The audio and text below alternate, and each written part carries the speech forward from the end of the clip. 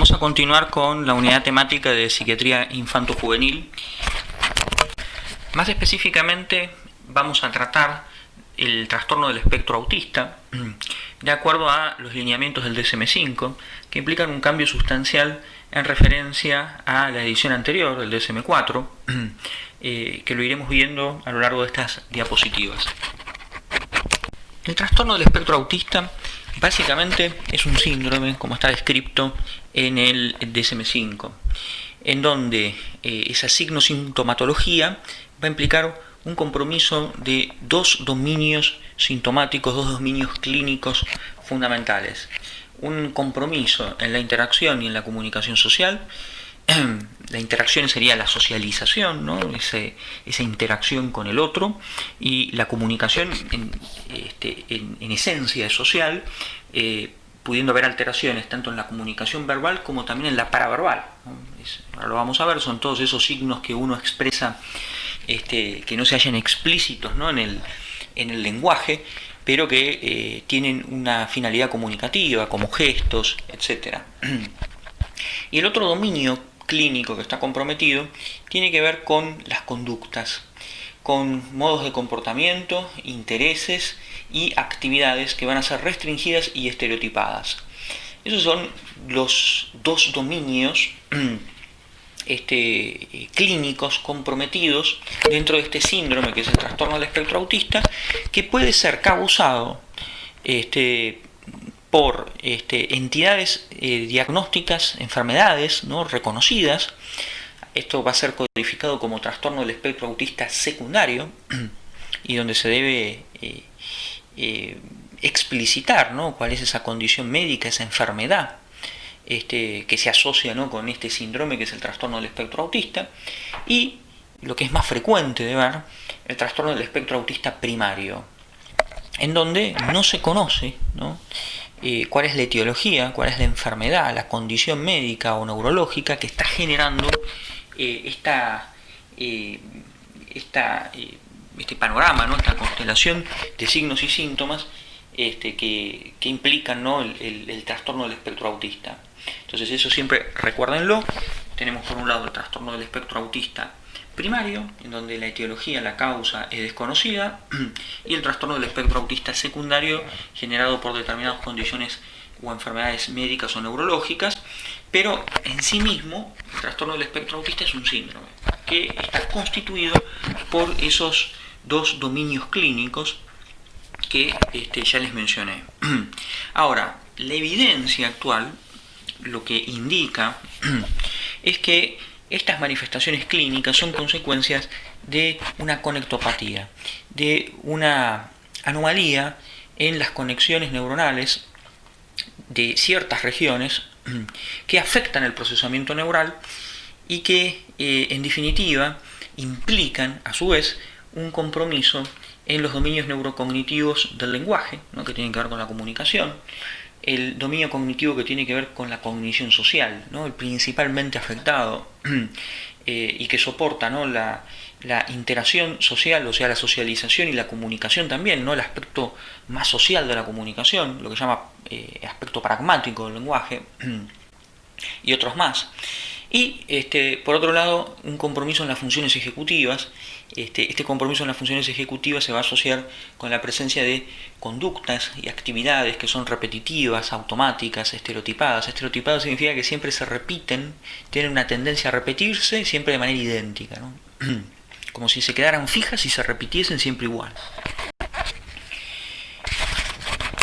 En esta diapositiva estamos viendo fundamentalmente el correlato existente entre el compromiso neurológico postulado por la principal hipótesis que considera al trastorno del espectro autista como una conectopatía, su correlato a nivel funcional, o sea, qué dominio neurocognitivo estaría comprometido, y su correlato clínico, ¿no?, que serían esas dimensiones clínicas que les mencioné, que son las que definen el trastorno del espectro autista. El trastorno del espectro autista, como ya les hice mención, es un síndrome, ¿no?, es un conjunto de signos y síntomas que está caracterizado por esa falla en la comunicación e interacción social, y por el otro lado esas conductas, intereses y actividades restringidos y estereotipados.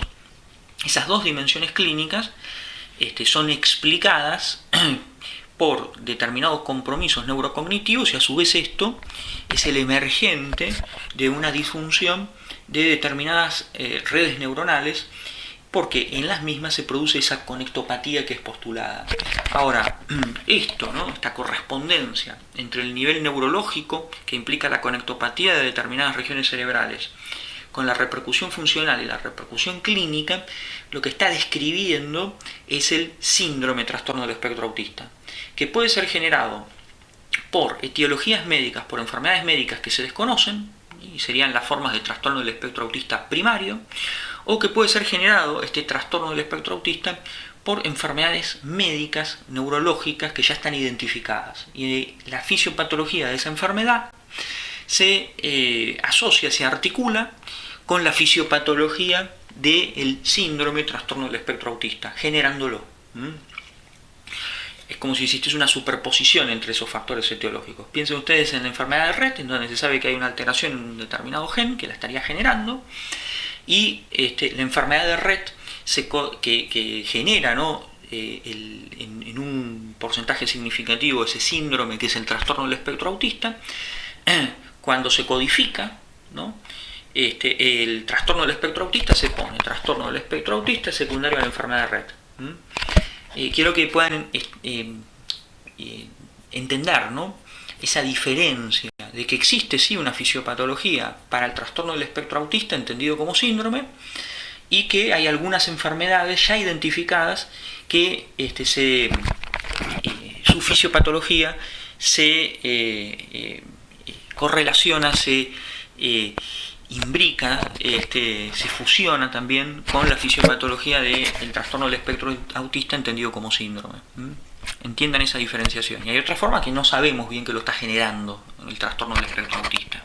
Ahora bien, vamos a la definición del trastorno del espectro autista, o sea, la que da el DSM-5, y la vamos a comparar con la anterior, la del DSM-4, para poder entender mejor de lo que estamos hablando. En el DSM-5, el trastorno del espectro autista se va a definir por esa clínica nuclear que les mencioné ya en las diapositivas anteriores, ese compromiso en la comunicación y en la interacción social. Interacción social, sinónimo es la socialización, y en un compromiso también en el comportamiento, en los intereses y en las actividades que pasan a ser muy restringidas y estereotipadas. Que había formas primarias, esas formas primarias antes eran codificadas en el DSM-4 como trastorno autista y trastorno de Asperger, y se las fusiona esos dos trastornos y pasan a ser el trastorno del espectro autista primario. Y existen formas secundarias que son generadas por enfermedades ya identificables. Hasta este punto es lo que estuvimos charlando. ¿Qué pasaba en el DSM-4? En el DSM-4 existía un capítulo, un apartado que se llamaba Trastorno Generalizado del Desarrollo, TGD, que seguramente lo siguen escuchando en la actualidad, que a su vez tenía tres trastornos: el trastorno autista, el trastorno de Asperger, el TGD no especificado, el trastorno de Rett y el trastorno desintegrativo infantil. El trastorno de Rett y el desintegrativo infantil eran trastornos involutivos, ¿no? Todavía no se conocía bien la etiopatogénesis del trastorno de Rett, que implica una alteración en un determinado gen que está generando el cuadro. Bien, el trastorno desintegrativo infantil deja de formar parte de la psiquiatría y pasa a ser una entidad estudiada fundamentalmente por la neurología. El trastorno de Rett pasa a ser una forma secundaria de trastorno del espectro autista, que básicamente el trastorno del espectro autista emerge como la fusión del trastorno autista del DSM-4 y el trastorno de Asperger, que van a ser codificados dimensionalmente. ¿Por qué? Porque la gran mayoría de lo que antes era trastorno autista van a ser las formas más bien graves del trastorno del espectro autista, y también a grandes rasgos lo que antes era codificado como trastorno de Asperger van a ser las formas leves del trastorno del espectro autista. A su vez hay otra diferencia. En el DSM-4 los dominios clínicos eran 3 y no 2. En realidad estaban separados la alteración de la interacción social y la alteración de la comunicación verbal y no verbal. por estudios de campo estadísticos se demostró que no es posible diferenciarlo y que forman una misma dimensión clínica. Esa es la diferencia entonces con lo que ocurría en el DSM-4. Nosotros nos vamos a basar en los criterios diagnósticos y los lineamientos del DSM-5. El trastorno del espectro autista, de acuerdo al DSM-5, su diagnóstico entonces va a ser fundamentalmente clínico. El diagnóstico es clínico. ¿Qué significa esto? Que lo voy a hacer a través de repetidas evaluaciones, entrevistas clínicas que voy a tener con el niño, que se tiene que tener con los padres, los familiares, los cuidadores, también en los ámbitos escolares. Se pueden, para facilitar las cosas, entregar determinados tipos de entrevistas estructuradas o semiestructuradas o que se pueden autocompletar y que la realizarían los cuidadores, que ayudan, ¿no?, a ese diagnóstico que fundamentalmente se basa en registrar los signos y los síntomas y después cotejarlos con los criterios diagnósticos para verdaderamente poder establecer el diagnóstico. También van a ayudar la evaluación neuropsicológica, determinadas entrevistas estructuradas ya diagnósticas, otras que son de screening, y lo vamos a ir viendo a medida que se va sucediendo, ¿no?, esta temática tan importante. Ahora, el diagnóstico del trastorno del espectro autista va a ser dimensional, y en donde debo tener en cuenta los especificadores. Se tiene que codificar el grado de severidad. Yo ya les había mencionado que existen formas leves y formas graves. Obviamente que hay formas intermedias también, pero las formas leves y moderadas, más que nada, se va a encontrar lo que antes estaba codificado en el DSM-4 como trastorno autista, y en las formas leves, más bien, lo que se consideraba trastorno de Asperger. También siempre es necesario tener un diagnóstico del nivel intelectual, porque un gran porcentaje del trastorno del espectro autista se asocia a discapacidad intelectual, una gran mayoría. Entonces siempre hay que tener una evaluación del coeficiente intelectual y el coeficiente adaptativo para poder establecer el grado de discapacidad intelectual, si es que la tiene o no, ¿no? Tengamos en cuenta que las formas leves de trastorno del espectro autista, ustedes lo vieron en la diapositiva inicial, ¿no?, algunos que son considerados Asperger, ¿no?, Newton, Einstein, vaya a saber si verdaderamente es así, pero algunos teóricos y clínicos que son especializados en el Asperger consideran de que sí, y fíjense que coeficiente intelectual tenían, ¿no?, altísimo. Le debemos muchísimas cosas, ¿no? Son los dos físicos más importantes bueno, junto con Galileo podemos decir que son los tres físicos más importantes de la historia de la física. Bien, por otro lado, cómo está desarrollado el lenguaje, muy importante esto, porque a partir de esto se diseñan distintas herramientas terapéuticas, ¿no? No es lo mismo un trastorno del espectro autista que no desarrolló el lenguaje de otro que sí. El Asperger puede hasta tener un lenguaje extremadamente rico, ¿no? No es lo mismo entonces el tratamiento que se va a hacer, ¿no?, de ese paciente. Siempre hay que registrar si están presentes las etiologías y buscarlas, ¿no?, para poder establecer un TEA secundario, ¿no?, un trastorno del espectro autista secundario a enfermedades. Y también es necesario, nos dice el DSM-5, porque es bastante más frecuente que en la población general, los síntomas catatónicos. Y como esta disquisición sirve a los fines del abordaje terapéutico, es necesario considerarla. Empezamos a hablar de la clínica, que está codificada en los criterios diagnósticos.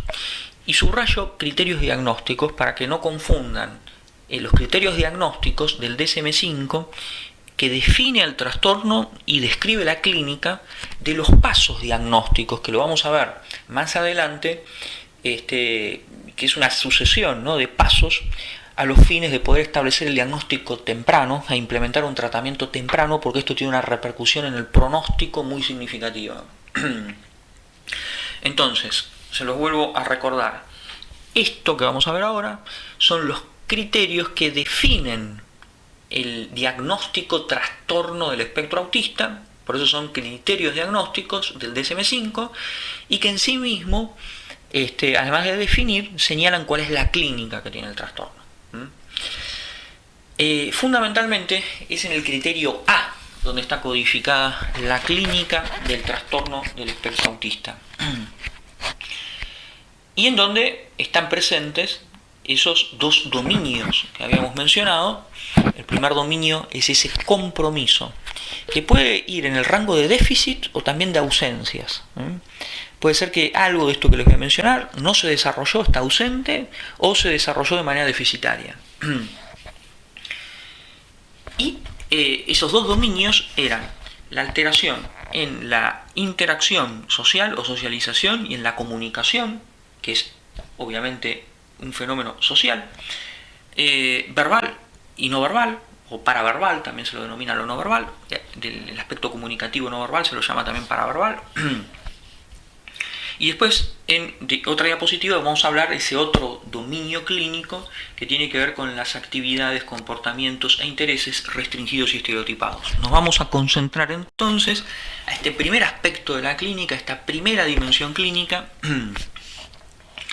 que tiene que ver entonces con ese compromiso en la interacción y en la comunicación social.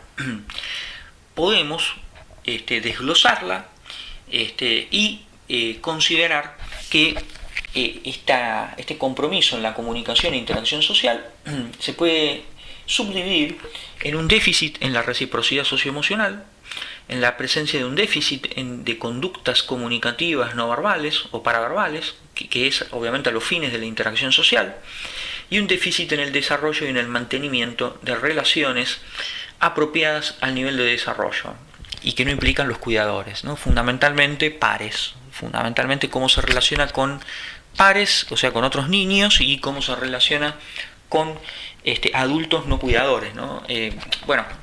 Adultos no padres, por así decirlo, porque los maestros también tienen un rol de cuidador. Bien, y cuando digo también padre me estoy quedando corto, ¿no?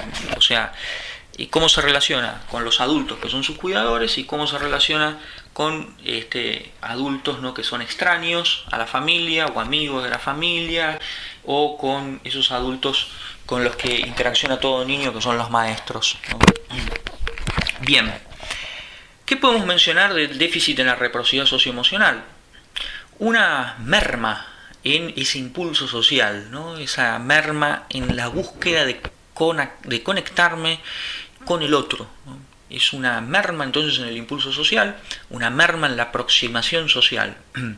Por otro lado, un compromiso, un déficit en poder sostener la comunicación y la interacción social. Algunos pueden quedar, ¿no?, en el medio de una situación social y bueno, no la pueden sostener. O sea, no pueden sostener una conversación de ida y vuelta, por ejemplo, con otro. Y también podemos señalar como ese déficit de reciprocidad socioemocional el compromiso con la empatía, ¿no? La imposibilidad de establecer un vínculo con el otro empático en donde se comparten, ¿no?, intereses, emociones, afectos, ¿no? En donde se produce, por así decirlo, una estimulación mutua de motivaciones, ¿no? Lo que me motiva a mí te lo transmito a vos para motivarte, y eso que a vos te motiva y me lo transmitís me motiva a mí. Eso que me está pasando internamente te lo puedo transmitir a través de mi discurso, a través de mis gestos, a través de toda mi corporalidad. Y eso que te pasa a vos, ¿no?, yo lo puedo percibir y empiezo a sentir lo mismo, ¿no? Eso se llama, tiene que ver, ¿no?, con la cognición social, tiene que ver con la cognición social más bien cálida, ¿no?, que se conoce como empatía, resonar emocionalmente con el otro. Eso va a estar bastante comprometido. Y también hay una falla en la cognición social que tiene que ver más específicamente con lo que se llama teoría de la mente fría, en donde también falla el poder captar intelectualmente cuáles son las intenciones, los contenidos mentales que tiene el otro, y que no pasa por lo emocional, sino por lo intelectual. Eso también está comprometido y es necesario también para que se pueda establecer una adecuada comunicación. Pero acá en el DSM-5 está más subrayado la cuestión de lo empático, ¿no?, de el poder resonar emocionalmente con el otro. Entonces, en este déficit de la reciprocidad socioemocional vemos, por así decirlo, una ausencia o una disminución en el inicio de una interacción social, o de mantenerla, o de en esa interacción poder transmitir y empatizar cuestiones del orden de lo afectivo, ¿no? y de la motivación. Otro ítem que estaría alterado y que señala, ¿no?, este compromiso en la comunicación e interacción social es un déficit en las conductas comunicativas no verbales, también llamadas paraverbales, ¿no? Continuamente nosotros, cuando nos comunicamos con el otro, establecemos una comunicación con el otro, no solamente comunicamos a través del lenguaje hablado, de lo explícito de nuestro discurso, sino también a través de una multiplicidad de expresiones faciales, gestos, ademanes, posturas corporales, a través de la entonación, ¿no? Esto tan importante, ¿no? Cómo comunicamos estados emocionales, por ejemplo, y también información más fría, ¿no?, intelectual, a través de esos cambios en la cadencia y en la entonación de lo que vamos diciendo. Esto es algo sumamente importante. También en este ítem podemos hablar de que falla, ¿no?, la articulación armoniosa entre lo que estoy comunicando verbalmente y lo que mis gestos están diciendo, ¿no? No se está articulando de manera adecuada. Puedo estar diciendo algo y sin esa gestualidad es como si no estuviese articulado, ¿no?, la expresión verbal y la paraverbal. Bien. Y bueno, después esto que ya les mencioné, ¿no?, esta falla en la utilización de señales paralingüísticas. El contacto visual no está presente, eso es muy importante para, a través de los ojos, ¿no?, a través de la mirada, comunicar, ¿no? Y muchas veces, ¿no?, hay cuestiones que tienen que ver con el doble sentido, que tienen que ver con la ironía, ¿no?, que se expresa, ¿no?, a través, ¿no?, de todos estos signos paraverbales tan importantes, ¿no? Bien. Después, por otro lado, tenemos otro ítem, otro compromiso, ¿no?, un déficit en el desarrollo y en el mantenimiento de relaciones apropiadas con pares, fundamentalmente, y también con adultos, con los cuales no se tiene una relación continua, ¿no?, que serían los cuidadores más directos. ¿Y qué podemos ver acá? Dificultades en el ajuste de las conductas a distintos contextos sociales, o sea, pueden aparecer conductas que no se ajustan a un determinado rol social, como si no pudieran leer, ¿no?, ese contexto social de interacción, y por lo tanto no actúan ni se ajustan a las normas y pautas que ese escenario social estaría incentivando y obligando, ¿no? No se comparten juegos imaginativos, y esto muy importante, ¿no?, no hacen amigos, no tienen amigos, ¿no?, y tampoco tienen un interés de tenerlo. Bien, esto es la clínica de uno de los dominios que tiene que ver con la falla en la comunicación social y la interacción social. Les quiero hacer un señalamiento en relación con esto. Estos criterios del DSM-5, bueno, están hechos como para poder establecer el diagnóstico en nenes con una determinada edad, ¿no? Ya vamos a ver en los pasos diagnósticos que hay algunos indicios que a mí me pueden permitir hacer el diagnóstico si soy un clínico avesado en esto, y eso es lo que nos dice el manual de la Asociación Americana de Pediatría. Los clínicos avesados pueden establecer un diagnóstico con alto nivel de certeza ya a los 2 años del niño. Entonces, ¿qué le quiero decir con esto? Que la clínica que les estoy mencionando es una clínica muy variada, que puede ser manifiesta a determinadas edades, ¿no? Y que quizás hay toda una clínica que no está presente en los criterios diagnósticos del DSM-5, que es la clínica que capaz se puede ver en un nene al año, a los 2 años, ¿no? No es tan descriptiva, ¿no? Si hay capaz algún indicio puede haber dentro de estos criterios diagnósticos, pero no es tan exhaustiva ni tratada en profundidad en los criterios diagnósticos del DSM-5 en relación con el espectro autista. Entonces, siempre con la clínica de estos trastornos, recuerden que no va a ser lo mismo lo que vamos a ver en un nene con un trastorno del espectro autista de 1 año, de 2 años, de 3 años. Ya bueno, cuando estamos en la primaria, ya es otra, ¿no? Ya es más fácil, y la idea tampoco es diagnosticarlo, ¿no? A los 4 o 5 años, la idea es tratar de diagnosticarlo lo antes posible. La gran mayoría de estos nenes se termina por diagnosticar de manera definitiva a los 4 años, 5, 6, y para las formas leves, 9 años, 10 años, ¿no? Parecen un Asperger, y algunos hasta en la adolescencia, ¿eh? La idea de poder diagnosticar el trastorno del espectro autista a los primeros años tiene una repercusión pronóstica muy sustantiva, porque las intervenciones tempranas mejoran muchísimo el pronóstico, ¿no?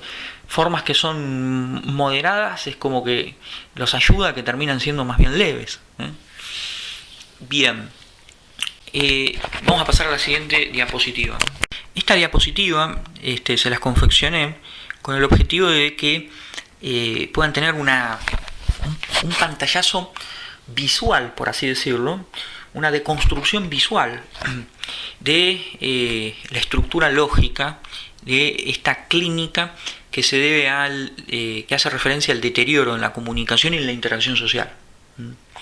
La idea es que ustedes tengan este cuadro sinóptico a los fines didácticos, que lo estudien de acá y que después vayan llenando de contenidos, ¿no? Cada uno de estos cuadros, ¿no? Que tienen un orden jerárquico, obviamente. Acá podemos ver los 3 ítems que les mencioné: el déficit de la reciprocidad socioemocional, el déficit en la comunicación paraverbal, el déficit en el desarrollo y mantenimiento de relaciones interpersonales, acordes a la edad. Y en cada uno de ellos podemos encontrarnos en el déficit de la reciprocidad socioemocional. Lo que más hace referencia es esa disminución del impulso social, o sea, el de iniciar una interacción social con el otro, que puede ser una comunicación verbal, por ejemplo, una conversación, o una merma, un compromiso en el mantenimiento de una comunicación e interacción social. Ahí se puede ver la falla. O ¿no? También puede aparecer, aparece, yo les diría, porque se ve esto, quizás es uno de los signos con mayor frecuencia se ve en las formas moderadas graves, esa disminución de la empatía, ¿no? De compartir en la comunicación intereses, compartir estados emocionales, ¿no? Que se pueden ver, ¿no? en estos niños. Déficit en la comunicación paraverbal. ¿Qué podemos ver? Podemos ver fallas en la articulación del lenguaje verbal con el paraverbal, o sea, no se articulan, ¿no? Es como si el lenguaje verbal me está diciendo una cosa y el paraverbal no está presente, ¿no? El paraverbal correspondiente, ¿no? No está presente. Y entonces nos encontramos, ¿no? con el nene que nos está diciendo algo y tiene esa expresión rígida, fija, hipomímica, con una mirada perdida, ¿no? Y también una falla en comprender y hacer uso de esa comprensión no verbal. Es que esto no le mencioné. Yo les dije más que nada que no hacía uso, pero también no comprende esa comunicación paraverbal que se expresa a través de la expresión mímica, de los ademanes y gestos corporales, ¿no? Las posturas corporales. O cómo muevo los brazos, las manos, ¿no? Cuando uno va hablando, ¿no? Y también la prosodia, ¿no? Esto de la entonación y la cadencia de lo que voy hablando, que transmite, que comunica estados emocionales y significaciones que van más allá de lo explícito que se vierte en una conversación. Y tenemos este otro ítem, que es el déficit en el desarrollo y mantenimiento de relaciones interpersonales, donde ustedes tienen que tener en cuenta el comportamiento social desajustado al contexto, esa incapacidad de leer el contexto social, no poder leer cuál es el rol que le está tocando y cómo comportarse de acuerdo al mismo, en cómo actuar, ¿no? en esos escenarios sociales. No desarrollan ni comportan todo lo que tenga que ver con el juego imaginativo, ¿no? Poder imaginar un juego y compartirlo, eso. Y ausencia de amigos y de interés de hacerlos, ¿no? Tan importante como eso, ¿no? El está aislado, autista. O también, y esto lo vamos a ver más que nada en el Asperger, no es que no tenga interés de hacer amigos, sino que lo que a menudo se ve en ellos es que los intentos de poder hacer amigos son un poco bizarros.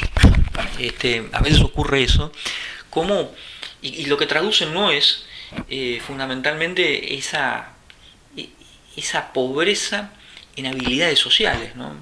Entonces, no expresan, por así decirlo, esas pautas que se hallan tácitas, ¿no? Y que son propias de cada grupo etario, que si las aplico, tengo altas chances, ¿no?, de poder socializar y hacer amigos. Como no las pueden leer, por así decirlo, ni comprender, obviamente no las pueden poner en práctica, ¿no? Entonces, a veces aparecen algunas conductas bizarras y que, bueno, justamente son tildadas, ¿no?, por el grupo. Eso se ve más que nada entre niños, ¿no? Son tildadas por el otro, ¿no?, a estos chicos a veces como los freaks, ¿no?, como los raros, los extraños, ¿no? Bien.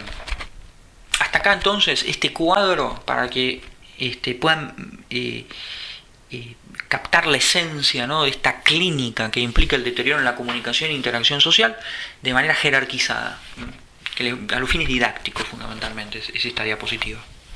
Hablamos ahora de esa otra dimensión clínica que forma parte del criterio B del trastorno del espectro autista. Entonces tenemos que el criterio A y B, como está descrito en el DSM-5 del trastorno del espectro autista, son criterios clínicos. Y en el B se va a mencionar ese comportamiento, esas actividades e intereses que en estos niños son restringidos, o sea, el repertorio, ¿no?, de los mismos es escaso a comparación de los niños a la misma edad, y estereotipados, o sea que tienen una tendencia a repetirse siempre de manera idéntica. Podemos mencionar 4 ítems fundamentales dentro de este criterio: las estereotipias verbales, o estereotipias, y también estereotipias motoras y estereotipias en el uso de los objetos, ¿no? Una estereotipia verbal, por ejemplo, es la ecolalia, ¿no?, repetir lo que dice el otro. Una estereotipia del uso de objetos, ¿no?, o sea, el objeto siempre se manipula de la misma forma y de manera repetitiva, ¿no?, como por ejemplo siempre alinear los objetos, ¿no?, en una fila. Y también están las estereotipias motoras simples y también las complejas, que ahora la vamos a ver en una diapositiva, ¿no?, que son movimientos estereotipados. Los simples, piensen en el aleteo, ¿no?, el famoso aleteo. Estereotipias verbales pueden ser también frases idiosincráticas, ¿no?, a veces frases que pueden llegar a ser de propagandas, de series, de dibujos animados, que repiten, ¿no?, y hasta lo repiten con la misma prosodia con que lo escucharon. Y siempre idéntico, ¿no?, y aparece así de la nada y descontextuado, ¿no?, esta estereotipia verbal. O sea, recuerden eso: estereotipia siempre es una repetición siempre idéntica a sí misma y que es totalmente descontextuada. O sea, no hay una motivación para que eso ocurra y no tiene ninguna finalidad tampoco, por lo menos que la podamos interpretar. Bien, adherencia excesiva a rutinas, rituales verbales o no verbales, o resistencia excesiva al cambio, ¿no? Acá ya estamos hablando de rituales más complejos, no son movimientos tan simples, sino que es una serie de comportamientos que se aplican de manera fija y que se empiezan a tornar rutinarios, ¿no? Por ejemplo, siempre ir al colegio por el mismo trayecto, por ejemplo, siempre comer comidas con determinados colores, por ejemplo, un ritual de saludo, ¿no?, o un ritual de salida, ¿no?, del hogar, donde tiene que pasar por distintos lugares y saludar a determinadas personas, por ejemplo, ¿no?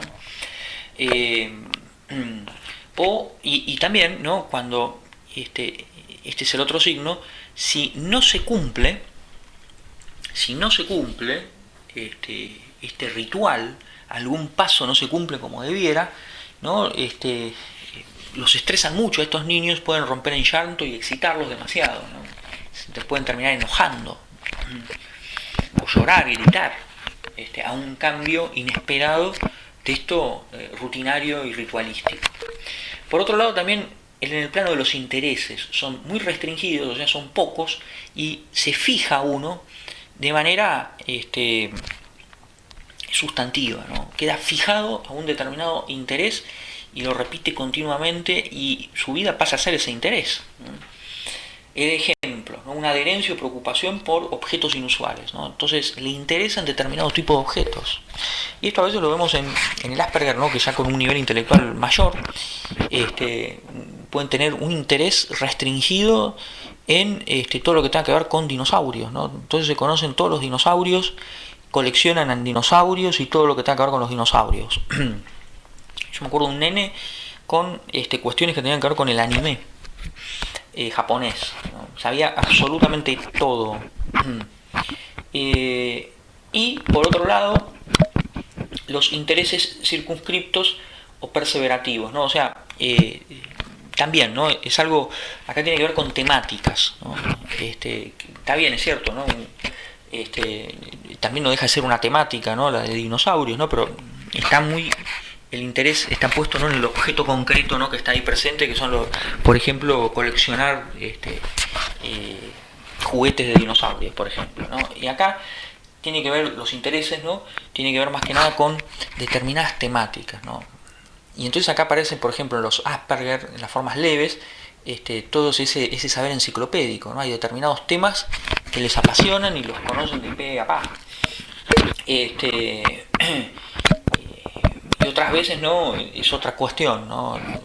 Por ejemplo, estadísticas deportivas, estadísticas meteorológicas, o cuestiones que tengan que ver con había un trastorno del espectro autista muy conocido en Estados Unidos, que su interés era la guía de teléfonos y sabía prácticamente los nombres y los teléfonos de no sé cuántas millones de personas. Bien. Por otro lado, también el otro ítem es la hiper o hiporreactividad sensorial, o un interés inusual sobre aspectos sensoriales del ambiente, ¿no? Acá podemos ver que algunos pacientes tienen una hiposensibilidad, ¿no? Al dolor, al calor, al frío, a lo visual, a los sonidos, y otros, en cambio, todo lo contrario, ¿no? Una hiperreactividad ante sonidos, ante texturas, ante determinados colores, ¿no? Olfatear o tocar objetos, ¿no? De manera que perciben más, ¿no? Las texturas, por ejemplo, o fascinación por luces o objetos que giran. Bien, esto es la clínica que se conjunta en el criterio B del trastorno del espectro autista. En esta diapositiva, lo mismo que vimos en el criterio A, es un cuadro, ¿no? Sinóptico, jerárquico, que trata de resumir, y siempre yo esto se los recomiendo cuando ustedes estudian. Lo ideal es que puedan asociar una imagen visual, ¿no? Como este esquema conceptual, con los contenidos, ¿no? Eso les va a permitir a ustedes tener todo más en mente, y como es más fácil poder recuperar lo visual para muchas personas, ustedes lo único que tienen que recordar es esa imagen, ¿no? De este cuadro, y después las cosas vienen solas, ¿no? Esto es fundamental para los exámenes orales, es imprescindible, ¿no? Tener este apoyo visual, ¿no? Con cuadros sinópticos. Bien, dentro de los intereses, conductas y actividades restringidos y estereotipados, vimos 4 ítems fundamentales: la presencia de estereotipias motoras, estereotipias verbales y del uso de objetos; la conducta ritualística, que puede ser verbal o no verbal; la adherencia rígida a intereses que son también escasos, o sea, restringidos, y que se repiten, ¿no? En el tiempo, ¿no? Esa fijación a esos intereses. Y por otro lado también esa hiporreactividad o hiperreactividad sensorial. En relación con las estereotipias motoras, verbales y del uso, podemos decir, dentro de las motoras podemos hablar de las simples y complejas, que ahora las vamos a ver. El uso estereotipado de objetos que vimos, ¿no? El ejemplo que le di es manipular objetos y alinearlos y ponerlos en un determinado orden. Y estereotipias verbales, ¿no? Como repetir frases hechas, la ecolalia, frases como por ejemplo de alguna propaganda, de algún dibujito, ¿no? Dentro de este otro ítem, conductas ritualísticas verbales y no verbales, bueno, rituales, rutinas, ¿no? Terminan siendo rituales rígidos, ¿no? Por ejemplo, en el vestir, se tienen que vestir con determinados colores. El saludo, ¿no? Hay todo un ritual del saludo a cada uno de los familiares. Eh, Rituales que tienen que ver con las comidas, ¿no? Comer comidas frías o calientes, o comidas que tienen que tener determinadas texturas o colores, en todo lo que tenga que ver con el aseo, ¿no? Se empieza a ritualizar todas esas rutinas. Otro ítem es la adherencia rígida a intereses restringidos y estereotipados. Por ejemplo, vimos el interés por un tópico u objeto, que puede ser de bajo o alto orden, lo vamos a ver ahora, y el paciente se fija y se adhiere, ¿no? Y por último, dentro de la hiporreactividad o hiperreactividad sensorial, bueno, esto se aplica a texturas, olores, colores, movimiento, hiposensibilidad, por ejemplo, al dolor, ¿no? A los cambios de temperatura, o hiperreactividad a los cambios de temperatura, etc. Bien, dentro de las conductas repetitivas podemos diferenciar aquellas de bajo rendimiento intelectual de las de alto rendimiento intelectual. Dentro de las de bajo rendimiento intelectual están las estereotipias motoras simples, como el famoso aleteo, o la conducta de autoinjuria, ¿no? En donde se produce una conducta repetitiva donde el paciente se lastima, se rasguña, se arranca los pelos, etc. De alto rendimiento intelectual podemos verlas más que nada en el Asperger, ¿no? Actividades que se terminan repitiendo con un orden siempre idéntico,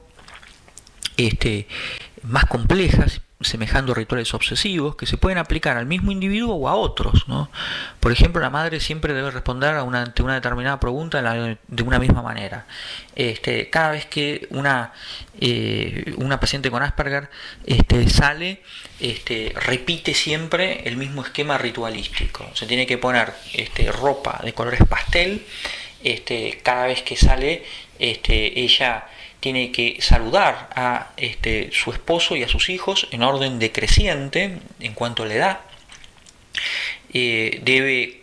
Una vez que baja, tiene que saludar siempre al portero, y mejor que esté el portero ahí.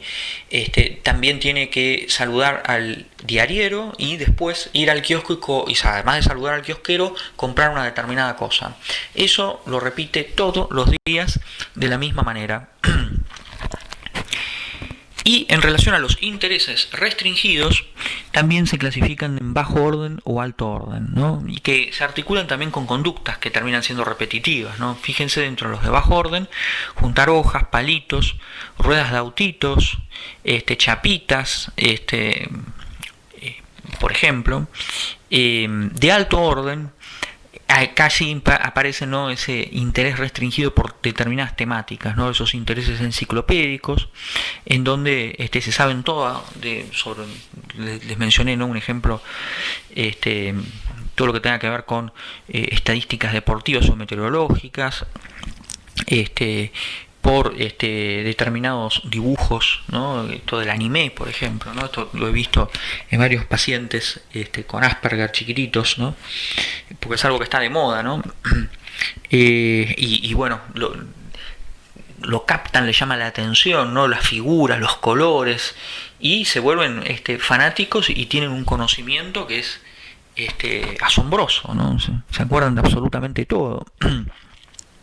O más bizarros, ¿no? Como saberse la guía telefónica, ¿no?, de una determinada provincia, ¿no? Como ejemplo, ¿no?, de un conocido, ¿no?, muy conocido de autista con esta capacidad asombrosa, ¿no?, de memorización. Bien, estos son algunos ejemplos como para poder extender, ¿no?, los conocimientos sobre los determinados signos y síntomas que hacen referencia a estas conductas e intereses restringidos y repetitivos. Para finalizar con los criterios diagnósticos de acuerdo al DSM-5 está el criterio C y el D. El C fundamentalmente lo que nos dice es que estas manifestaciones están presentes desde la infancia, pero que hay que considerar de que hay formas leves en donde la demanda en la infancia de estas competencias que están comprometidas en el trastorno del espectro autista no van a ser las mismas que en la adolescencia, ¿no? Y en algunas formas leves recién se ponen en evidencia en la adolescencia, ¿no? Esto más que nada en Asperger. Y los síntomas en conjunto van a terminar limitando y comprometiendo el funcionamiento de la vida diaria y en algunos casos una dependencia casi absoluta, ¿no? De un otro, de formas más graves absolutamente, ¿no? En esta diapositiva vemos que en el establecimiento del trastorno del espectro autista se debe considerar distintas dimensiones, ¿no? Cada vez que uno lo diagnostica, no solamente tiene que tener en cuenta la clínica para hacerlo, sino tener en cuenta una serie de aspectos que se codifican dimensionalmente. Uno de ellos es el coeficiente intelectual, ¿no? Están los que tienen déficit severo y los de alto rendimiento. En relación con la interacción social, hay algunos que son pasivos e aislados y otros que son sociables pero extraños, ¿no? Que ahí tenemos el extremo, ¿no? del autista, ¿no? Y el otro extremo, sociable pero extraño, del Asperger, ¿no? Forma leve la primera, forma grave la primera, forma leve la segunda del trastorno del espectro autista. La comunicación, ¿no? Algunos no desarrollaron, ¿no? La comunicación, otros sí la desarrollaron. Qué grado de compromiso tiene la comunicación verbal y no verbal, etcétera. La presencia de conductas repetitivas, leves o severas, y de déficit sensorial, ¿no? Hiposensibilidad o hipersensibilidad. Entonces todo esto se tiene en cuenta para en última instancia establecer si estamos ante formas leves o severas de trastorno del espectro autista. Siempre cuando se establece el diagnóstico de trastorno del espectro autista se tiene que especificar los grados de severidad, que son 3 grados, que ahora los vamos a ver, cómo está el nivel intelectual, cómo está el nivel del lenguaje, si es un TEA secundario, ¿no? Hay que determinar cuál es la enfermedad o etiología, ¿no? Hay que explicitarla, y se asocia o no a síntomas catatónicos. A mi juicio, los criterios diagnósticos del DSM-5 en relación con el trastorno del espectro autista, en donde están en el criterio A y B la clínica, me parece que es una clínica un poco escueta, en especial, ¿no? Para describir las formas leves de trastorno del espectro autista, que se encuadran la mayoría de ellas como trastorno de Asperger, y que autores como Gilbert en 1989 describieron muy bien desde un punto de vista clínico este trastorno. Y señala una serie de compromisos y alteraciones que no están bien explicitadas en los criterios diagnósticos que vimos del DSM-5. Estos criterios diagnósticos de Asperger, de Gilbert, nos dice que estos pacientes presentan un severo compromiso en la interacción social recíproca, y en donde hay, y acá yo se lo está marcado en negrita, fundamentalmente esos ítems que no están recolectados adecuadamente en los criterios diagnósticos del DSM-5 del trastorno del espectro autista. La inhabilidad para interactuar con pares. Interactúa con pares pero de manera inhábil y extraña, ¿no? Esa falta de interés en interactuar con pares a veces puede estar presente, pero habitualmente es una inhabilidad para interactuar con los mismos, con una falta de apreciación de reglas sociales, y en donde desde un punto de vista emocional y social no es que no está lo emocional, sino que es inadecuada su expresión. Siempre les comento un caso de un muchacho con trastorno del espectro autista que vi, que tenía aproximadamente unos 18 años, le dan un primer trabajo en una concesionaria de autos, y claro, la primera vez que empieza a trabajar, a la gente que venía por primera vez las abrazaba, las besaba y los bombardeaba con información de autos, porque le interesaban los autos, y terminaba quedándose con detalles, ¿no? Con cuestiones secundarias y que no servían para la venta, ¿no? Obviamente que le estaba generando problemas en el trabajo, pero como era un familiar lo estaba sosteniendo. Se tuvo que hacer un tratamiento de este niño, de este muchacho, y muy en especial un trabajo en habilidades sociales, porque fíjense cómo hay una incapacidad de leer ese escenario social que tiene que ver con la venta de un auto, ¿no? Que implica que se debe comportar de una determinada manera, que tiene que hablar de determinada forma y que tiene que comunicar determinados contenidos. Todo esto no estaba presente.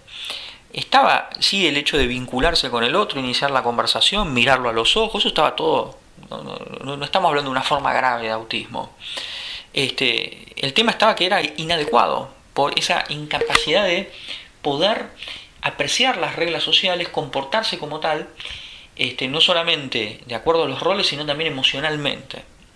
Entonces se tuvo que enseñarle, como si fuese un manual del operario, que si se encuentra con personas que son ajenas a él, son desconocidos, los saluda y le da la mano. En cambio, si son conocidos, los saluda abrazándolo y dándole un beso.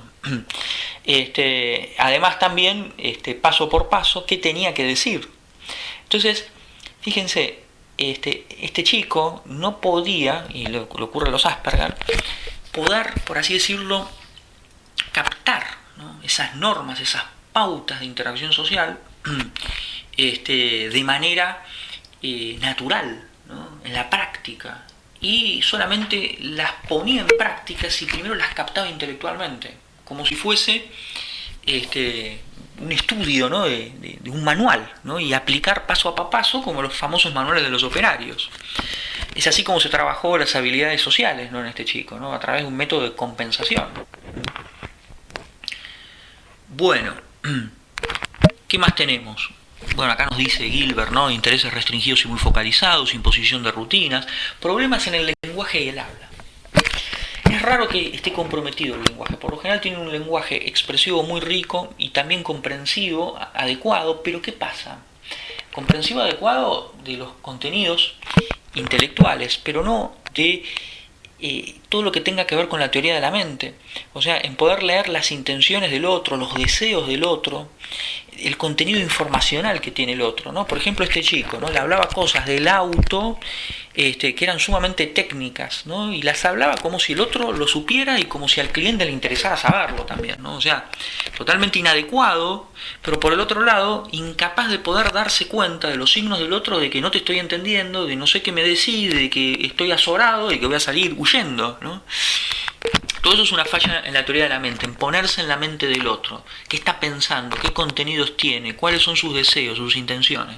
Eso falla. Entonces, claro, ¿cómo se va a expresar este muchacho, ¿no?, con Asperger, ¿no?, hipotético? Un lenguaje que desde un punto de vista expresivo y superficialmente parece perfecto. O puede tener un lenguaje muy formal o pedante, o sea, no se ajusta al contexto. Habla de manera muy formal en un ámbito que lo informal sería lo adecuado, o muy informal en un ámbito donde tendría que ser formal. La prosodia extraña, las características peculiares de la voz, esa incapacidad de comprender las metáforas, los dobles sentidos, las metidas de pata, la ironía, y tampoco la capacidad de poder usarla, ¿no? Eso es algo que se ve más que nada como alteraciones en el lenguaje de estos pacientes. La gran mayoría lo desarrolla y superficialmente parece perfecto, ¿no? Bien, problemas de la comunicación, también los gestos, la expresión facial comprometida y también la torpeza motora. Eso es algo, problemas en la coordinación motora, muy torpes desde un punto de vista motriz. Es algo que también se ve. Y también ciertas posturas, gestos y ademanes que parecen contracturados, que parecen amaneramientos, ¿no?, tan simple como eso. Bueno, estos serían otras manifestaciones clínicas que no están bien apreciadas no están bien distinguidas y explicitadas en el DSM-5 y que me pareció útil de que las puedan conocer sobre el Asperger y que sería entonces aplicable al trastorno del espectro autista leve.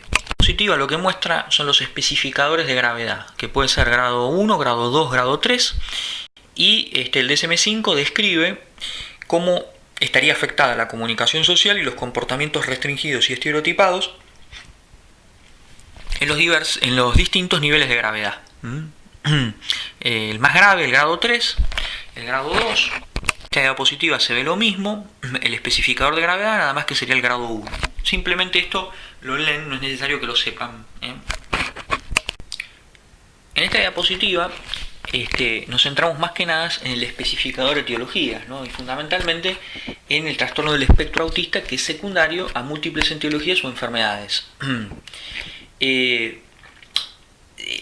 Aproximadamente representan el TEA secundario un 40% de los casos. Y las causas pueden ser genéticas, neurocutáneas, infecciones prenatales, metabólicas, perinatológicas, neurológicas, etc. Dentro de las genéticas, por ejemplo, la enfermedad de Rett, si bien es cromosómica, el síndrome de Down un 5% pueden tener estos trastornos, el síndrome de X, el síndrome del X frágil, el Angelman, el síndrome de Moebius, etc. Hay otras condiciones neurocutáneas, ¿no? Como la neurofibromatosis de tipo 1, la hipomelanosis, etc. Infecciones prenatales, ¿no? El herpes, el citomegalovirus, la rubiola, ¿no? Las formas congénitas, ¿no? Pueden afectar el neurodesarrollo, ¿no? Cuando se infecta, ¿no? La madre y se lo pasa al feto, ¿no? Distintas enfermedades metabólicas, ¿no? Enfermedades mitocondriales, distrofia muscular de Duchenne, lo perinatológica, las asfixias perinatales, ¿no? Todos los partos distóxicos asociados a asfixia perinatal pueden generar secuelas, ¿no? En las conexiones neuronales y generar un TEA a futuro. Y dentro de las neurológicas, por ejemplo, la epilepsia conocida como síndrome de West, ¿no? Se asocia también a TEA. Esos son algunos ejemplos. Una de las causas de trastorno del espectro autista secundario es la enfermedad de Rett. Y se los traigo a colación considerando que en el DSM-4 formaba parte, ¿no? de todo este diagnóstico, ¿no? Y que ahora pasa a ser, ¿no? una causa, una enfermedad que de manera secundaria genera el trastorno del espectro autista. ¿Qué características tenía esta enfermedad de Rett, ¿no?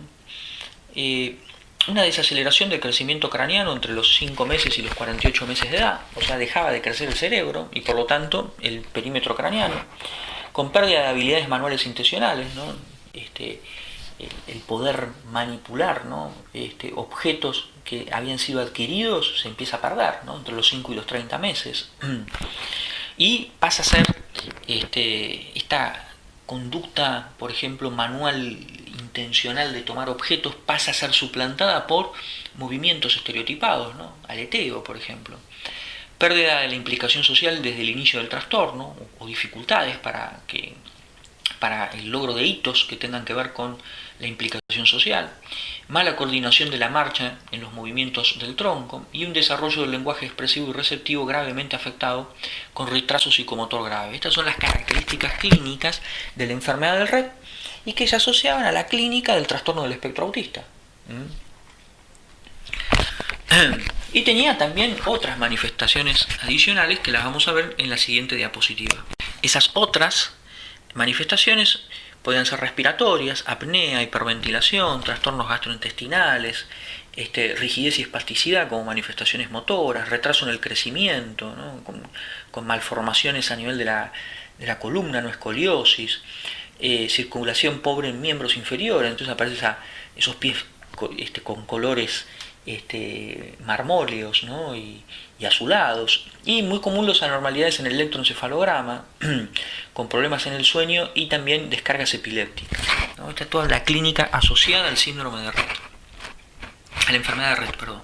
No hace mucho, en realidad pasa a ser una enfermedad esto, ¿no? Porque se conoce la etiopatogénesis, la causa, ¿no? Toda esa clínica que también se asociaba a trastorno a manifestaciones del espectro autista, en realidad se debe a una mutación en el cromosoma X del gen MECP2 que actúa en el desarrollo de la sinapsis y que la consecuencia de esta mutación es una disgenesis dendrítica, o sea, las dendritas no crecen bien y por lo tanto las conexiones se afectan.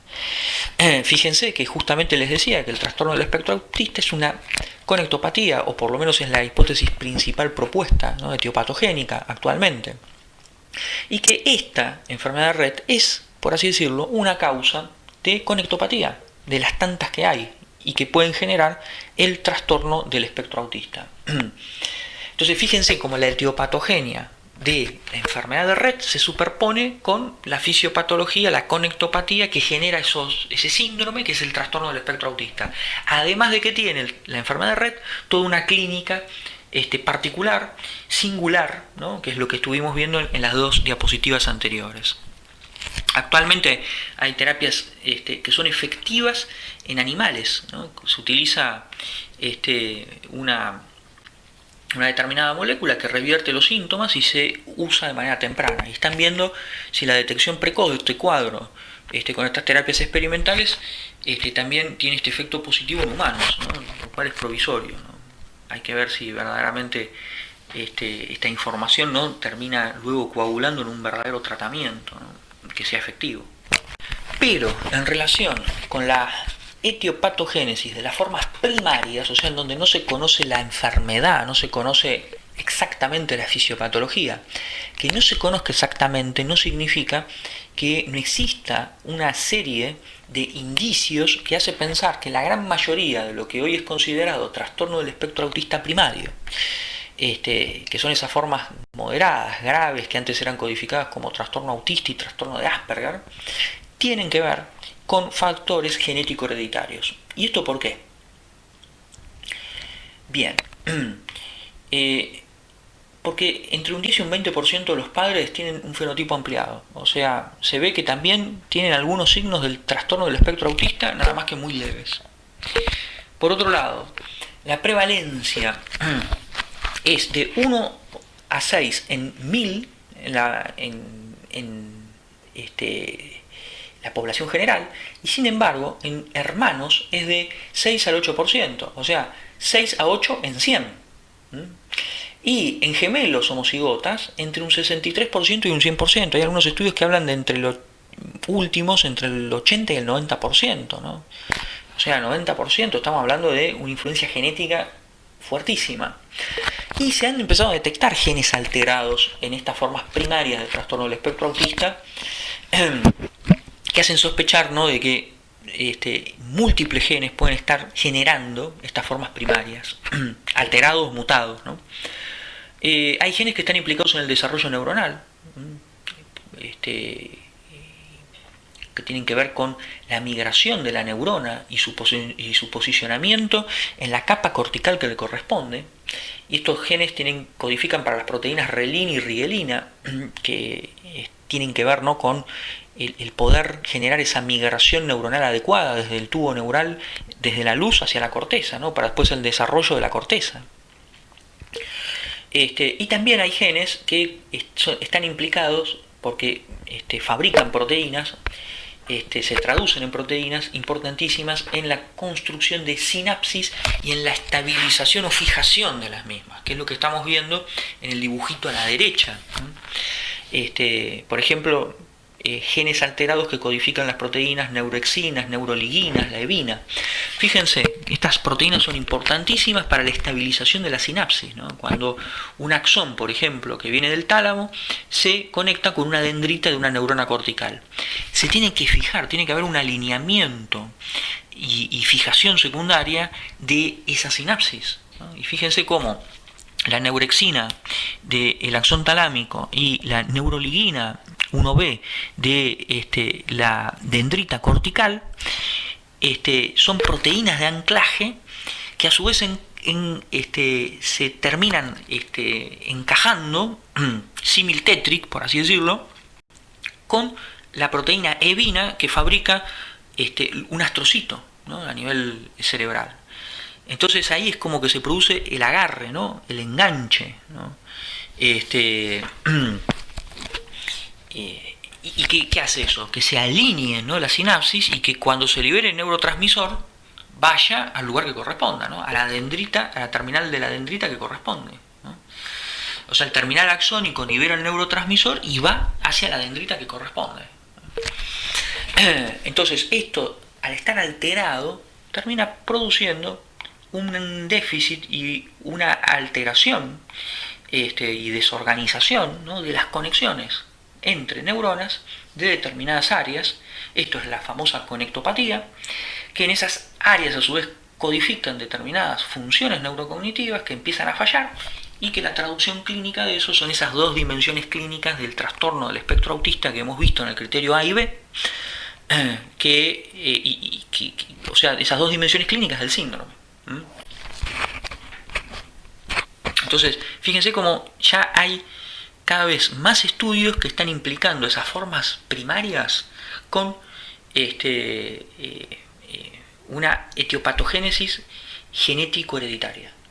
Vamos a ver si en los próximos años empiezan ya a describir más puntualmente esos genes o qué grupo de genes se tienen que juntar para generar estas formas primarias del trastorno del espectro autista. ¿Qué otros datos más tenemos que considerar el trastorno del espectro autista, ¿no? Datos de prevalencia, otros datos epidemiológicos. Se asocia a discapacidad intelectual entre un 65 y un 80% de los casos. Se asocia a epilepsia un 30 o un 40% de los casos. A hipoacusia 20% de los casos. Agudeza visual disminuida un 50% y también hipotonía. O sea, se asocia a estas discapacidades, a estas disfunciones, ¿no? La discapacidad intelectual, la epilepsia, hipoacusia, merma en la agudeza visual, hipotonía. De la prevalencia, algo que estuvimos viendo, ¿no? En la población general, entre 1 y 6 en 1000, aunque el CDC de los Estados Unidos habla de 1 en 88. O sea, está hablando de una prevalencia de 1.7 en la población general. El sexo es más común en hombres que en mujeres y la edad de consulta es a los 2 años y sin embargo el diagnóstico se termina de establecer en la práctica entre los 4 y los 6 y hay que hacer lo posible para hacer el diagnóstico lo antes posible porque tiene repercusión pronóstica esto. La consulta inicial habitualmente es por retraso del lenguaje. En esta diapositiva le muestro algunas teorías neuropsicológicas que se han postulado para explicar los trastornos del espectro autista. Algunas lo que dicen es que lo que falla es un módulo de la cognición social que se llama teoría de la mente, que ahora la vamos a ver de qué se trata. Otros hablan más que nada que son las funciones ejecutivas, otros que en realidad fallan la cognición social, las funciones ejecutivas en su conjunto. Hay una teoría que ha tenido mucho éxito hace unas décadas atrás, que es la teoría de la coherencia central, que habla de que falla, ¿no? Esa tendencia a integrar información del contexto, o sea, integrar la información entrante a un contexto y brindar a esa información entrante particular un significado que emana de su relación con los otros elementos que hacen el contexto, ¿no? O sea, por así decirlo, que tenga la parte, el significado que le venga del todo, del contexto, ¿no? Y que también implica, ¿no?, fallas en distintos dominios neurocognitivos como la cognición social, las funciones ejecutivas, o sea, las integra, ¿no? Esas fallas circunscriptas que algunos autores a lo largo de estas últimas décadas han señalado. Pero, sin lugar a dudas, ahora vamos a ver, hay un dominio neurocognitivo que está muy comprometido. Ese dominio neurocognitivo que está alterado se conoce como teoría de la mente y es una componente de la cognición social, ¿no? Ese gran dominio neurocognitivo. Implica, algo les he mencionado, esa capacidad de poder identificar al otro como un ser que tiene también una mente igual que uno y que por lo tanto tiene deseos, intereses, creencias, intenciones, que también puede sentir emociones igual que uno, que también tiene determinados contenidos mentales, ¿no? Determinada información, determinado conocimiento. Esto último es muy importante, ¿no? Porque a la hora de establecer una comunicación, uno le habla a un otro suponiendo qué sabe ese otro. Y a partir de eso es lo que yo le digo, ¿no? Pero también cuando está hablando con ese otro, le está suponiendo una intención al otro, cuando ese otro me habla a mí, ¿no?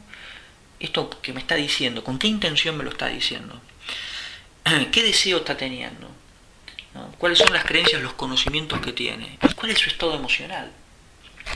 Bien, todo eso de ponerme en la mente del otro y a partir de eso yo poder diagramar la estrategia conductual que voy a tener con ese otro, ya sea el discurso que voy a emitir o la conducta que voy a desplegar, es lo que se conoce como teoría de la mente. Y tiene una variante que es fría y la otra caliente. La fría es esta misma información, captarla intelectualmente.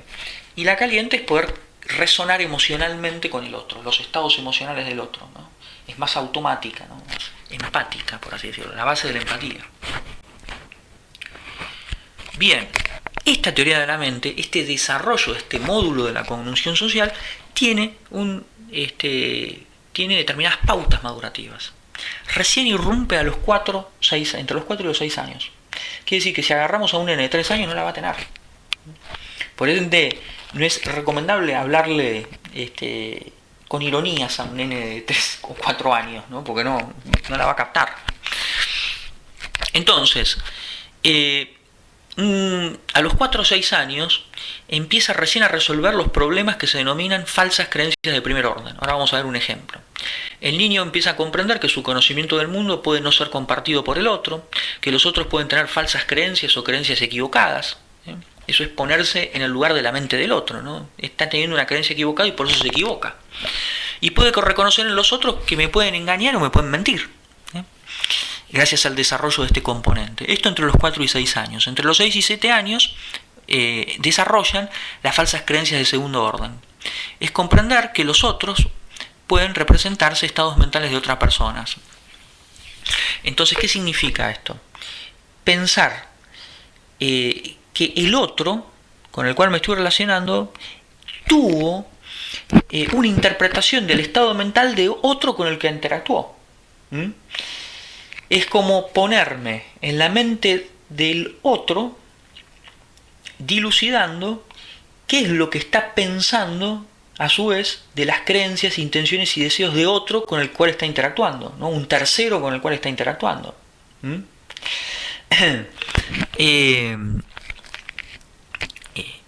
Bueno, estas pruebas de falsas creencias de segundo orden recién a los 6 o 7 años. Y a los 9 y 11 años, ahí en ese periodo, es cuando puede recién empezar a comprender la ironía, la metáfora, la metida de pata y el doble sentido. Por ejemplo, hay un test que se llama FOPA que mide la metida de pata, ¿no? Es una serie de oraciones en donde se les lee al paciente, algunas veces se lo puede leer, ¿no? Lo mismo. Y se le computa una historia, ¿no? Y entonces se evalúa si captó o no la metida de pata, ¿no? Una de las historias es María y Sara, ¿no? María cumple años, Sara su mejor amiga, va a la casa de María a festejar el cumpleaños.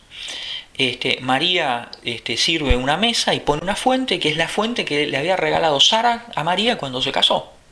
Sara, mientras estaban comiendo, hace un movimiento, tira esa fuente y se rompe. Entonces María le dice: despreocupate, esa fuente tan horrible no sé quién me la regaló, así que me tiene sin cuidado de que se haya roto.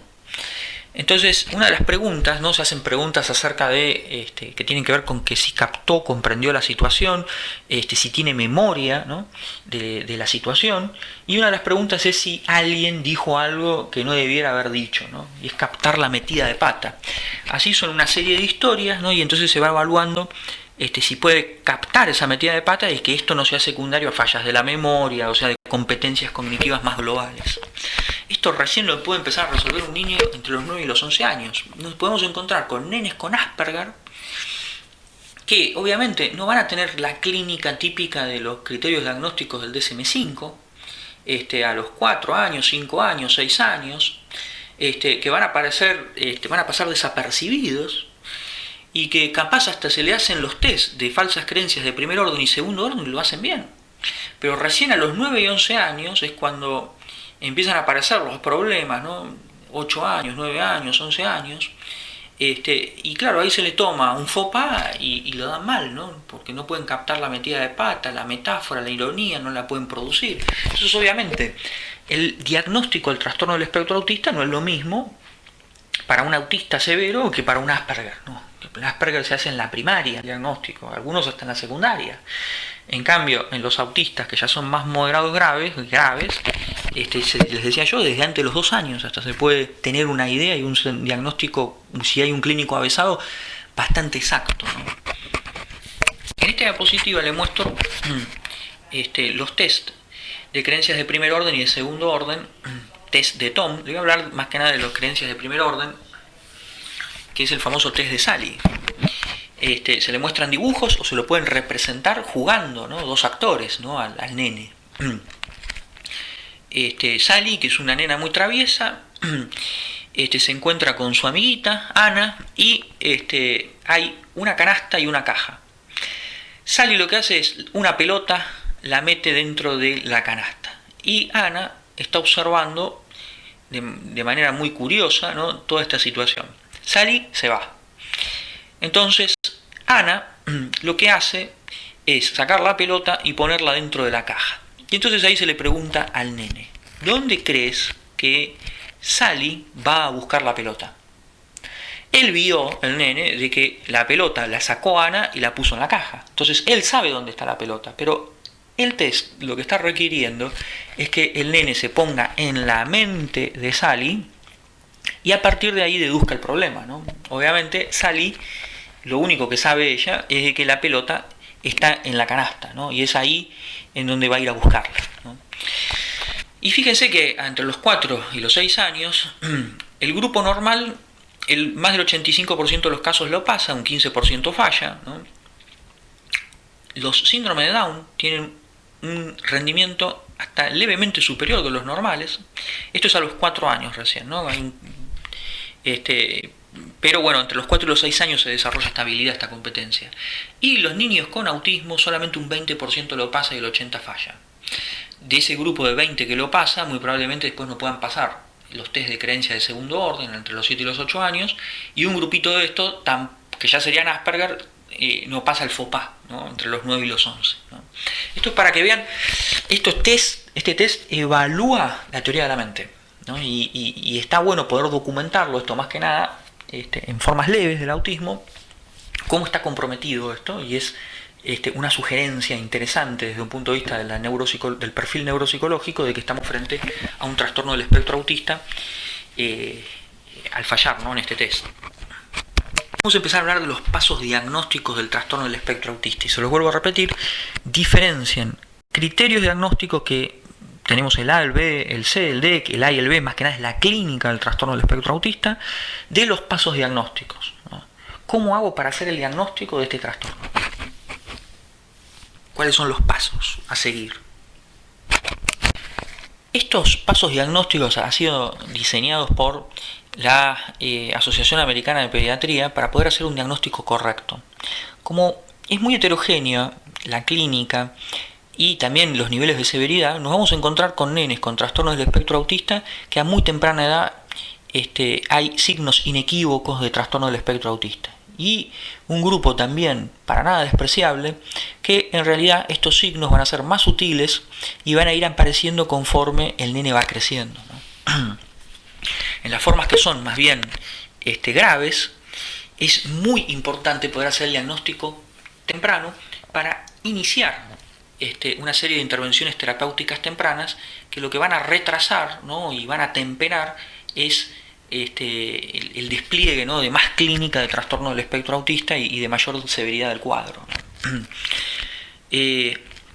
Pero lo que nos indica acá la Asociación Americana de Pediatría es que el diagnóstico se haga por pasos, por distintos niveles. Un nivel 1, un nivel 2 y un nivel 3. Formando parte del nivel 1 va a estar esa evaluación de rutina del desarrollo global que lo hace el pediatra fundamentalmente, ¿no? Es la evaluación del niño sano, ¿no? También formando parte de ese nivel 1 está el screening para trastorno del espectro autista, que lo recomienda la Sociedad Americana de Psiquiatría, que se realice a los 18 y 24 meses, o por lo menos que haya uno entre los 16 meses y los 30 meses. Si existe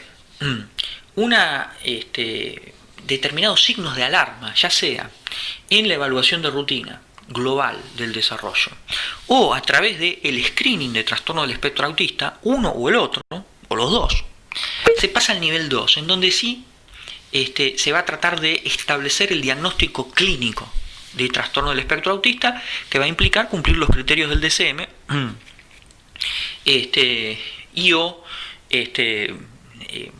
quizás a determinada edad y en formas muy leves, ¿no?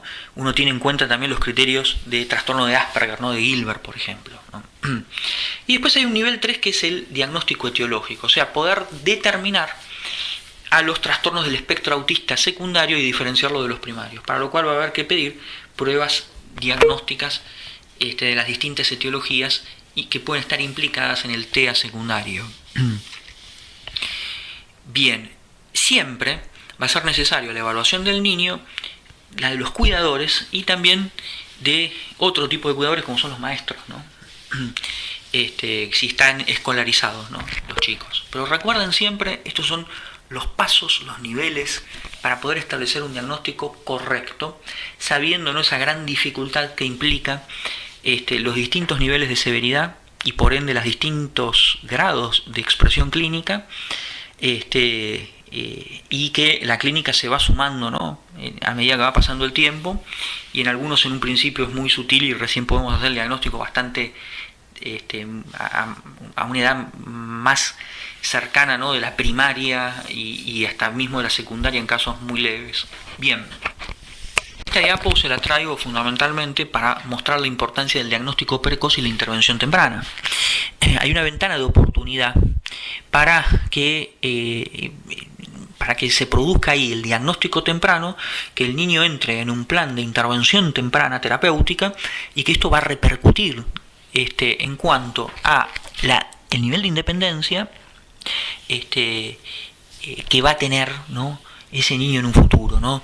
Esas intervenciones tempranas se saben, por haber hecho un diagnóstico temprano adecuado, minimizan el riesgo de dependencia y favorecen el nivel de independencia, ¿no?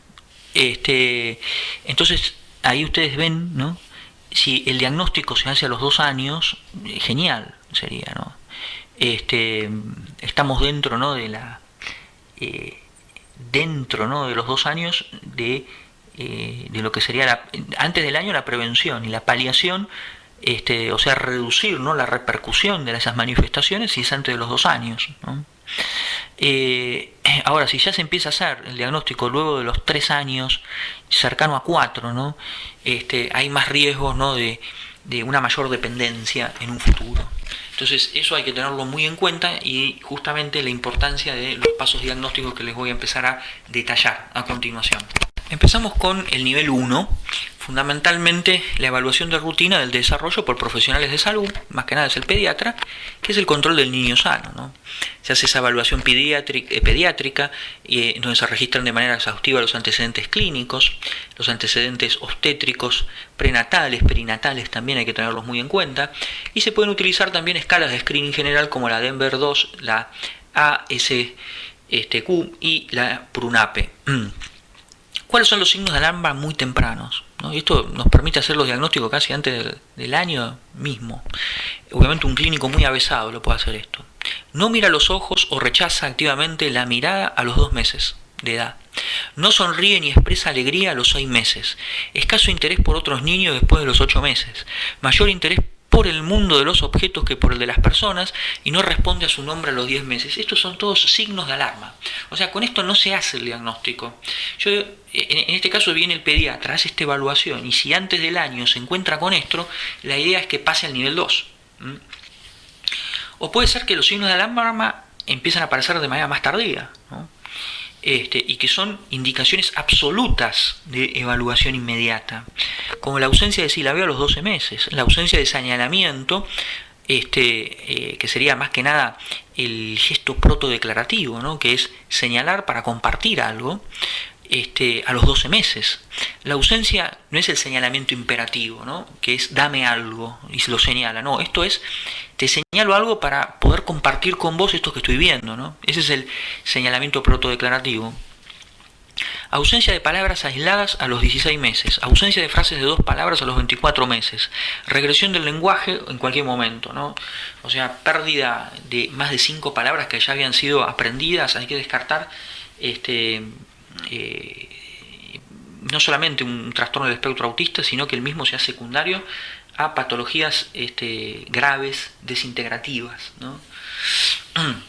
Bueno, la cuestión es que con esta evaluación, ¿no?, y control del niño sano, que está indicado a los 6 meses, a los 12 meses, a los 18 meses, etc.,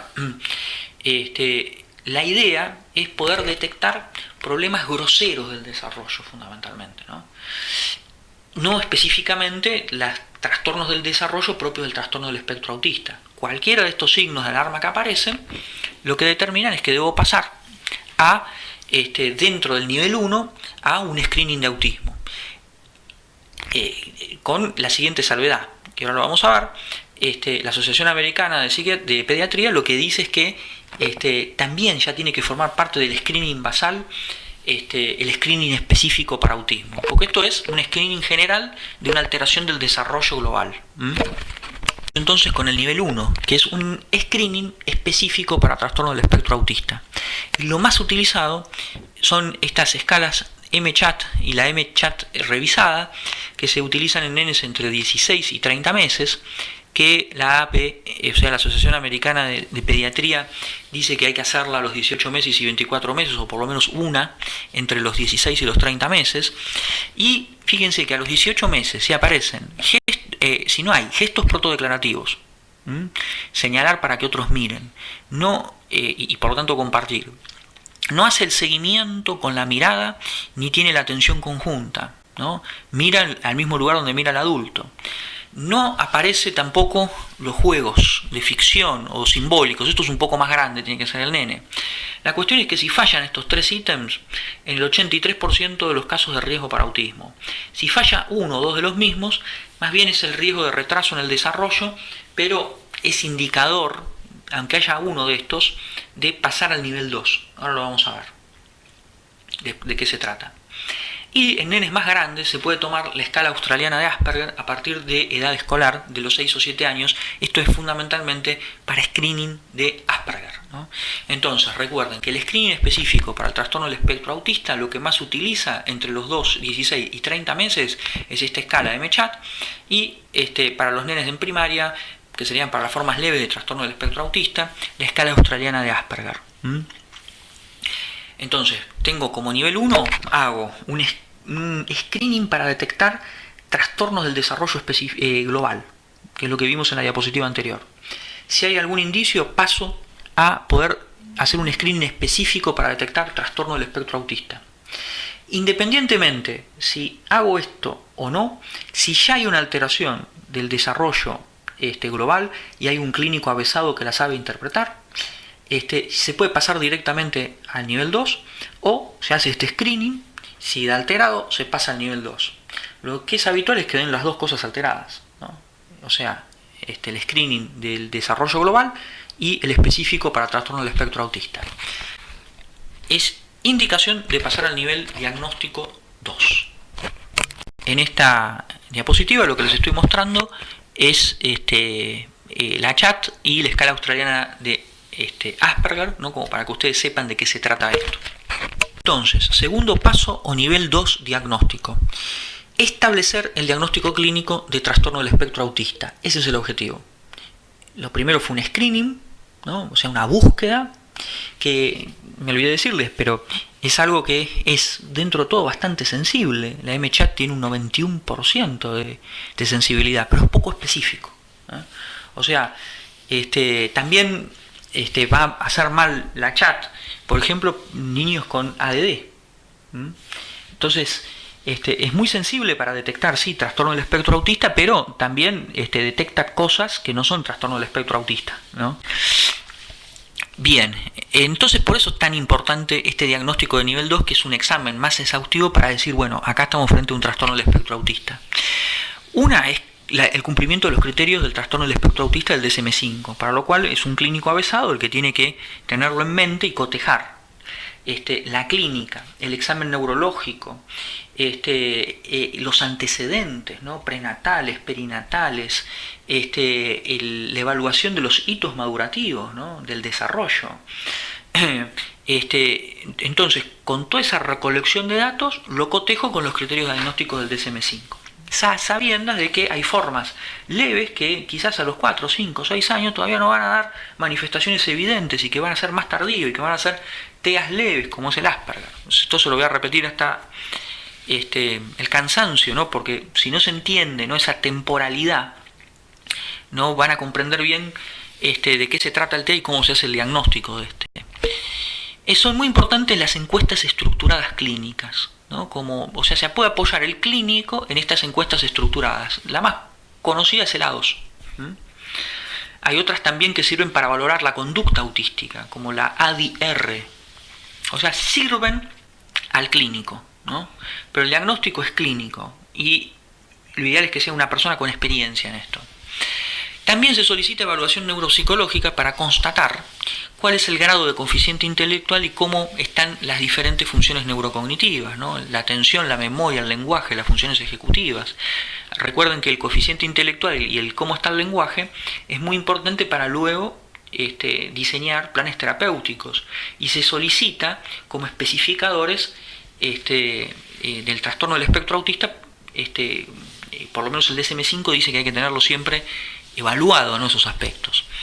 La evaluación de comorbilidades, siempre hay que tenerla en cuenta. Pruebas de función adaptativa, que es el coeficiente adaptativo de la escala de Vineland, indispensable para hacer un diagnóstico también de discapacidad intelectual, u otras escalas como la SECA.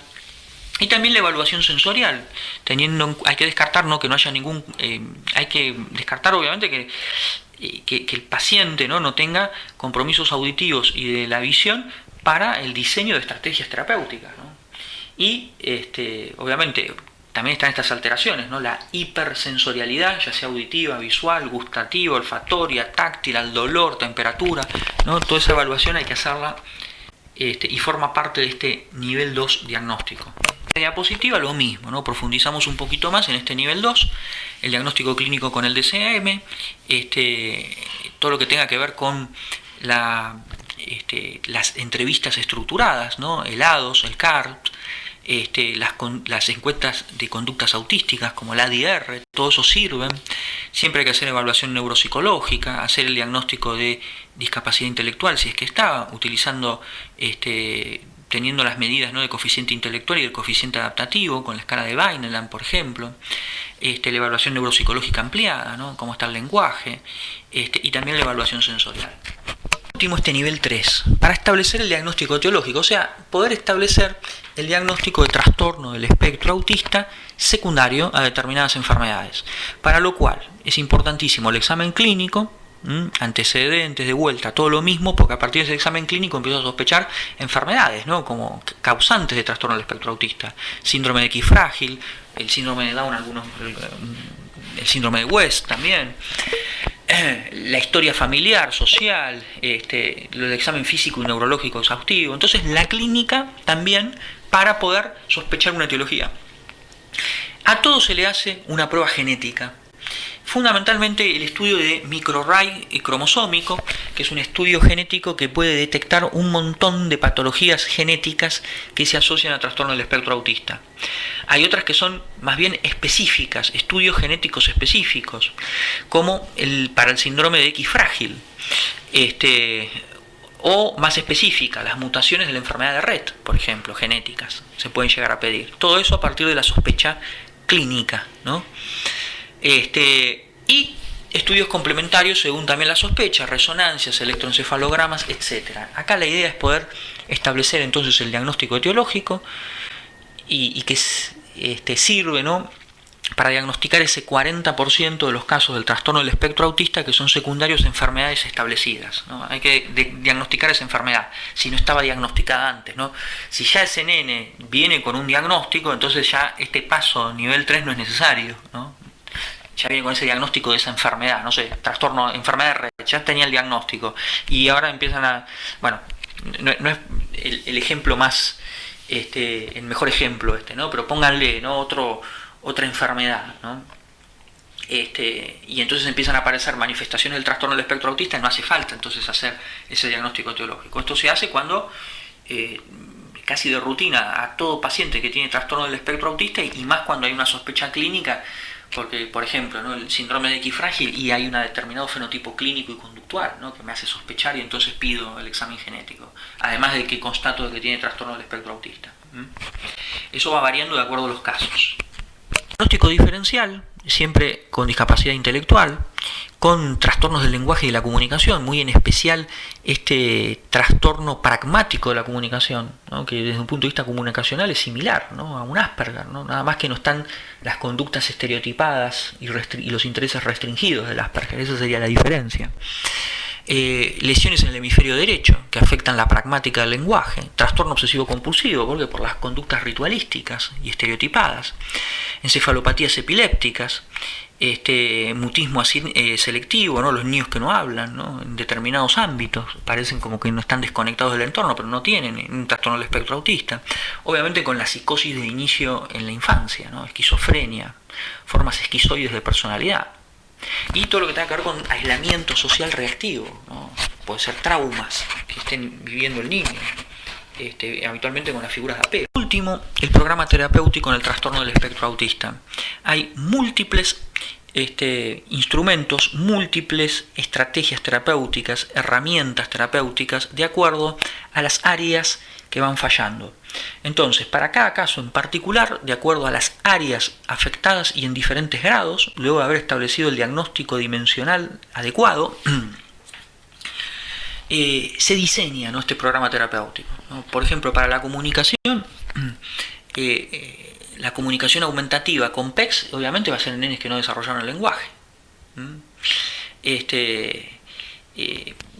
En cambio, si desarrolló el lenguaje y hay algunas fallas en la comunicación, van a ser específicas una vez detectadas cuáles son estas, ¿no? Para la interacción social, y bueno, alguien que nunca estableció la mirada con el otro, no va a servir para nada una terapia de habilidades sociales y una terapia cognitivo-conductual centrada en habilidades sociales. Esto es más bien para un Asperger, ¿no?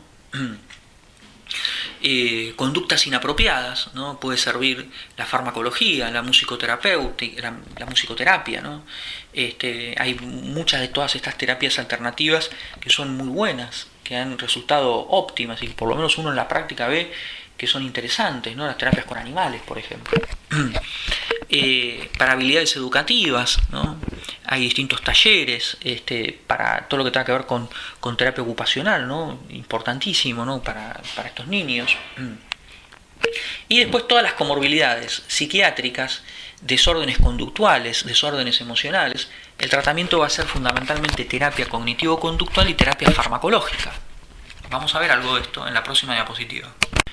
Y dentro del tratamiento farmacológico del trastorno del espectro autista va a ser totalmente sintomático. O sea, de acuerdo a los síntomas desadaptativos que se presentan, se pueden ensayar distintas familias de fármacos, de psicofármacos, ¿no? Ante la hiperactividad y la impulsividad se pueden utilizar neurolépticos como risperidona y aripiprazol, psicoestimulantes como el metilfedinato. Ante la agresividad también se pueden utilizar los antipsicóticos atípicos, ¿no? Risperidona o lanzapina.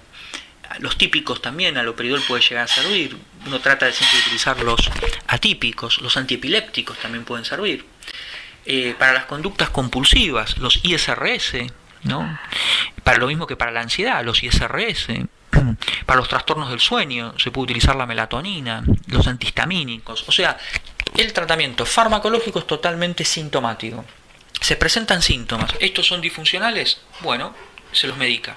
Si fallan las técnicas de terapia cognitivo-conductual, que son las que principalmente se utilizan en el trastorno del espectro autista, son terapias obviamente adaptadas para el trastorno del espectro autista, pero que tienen esta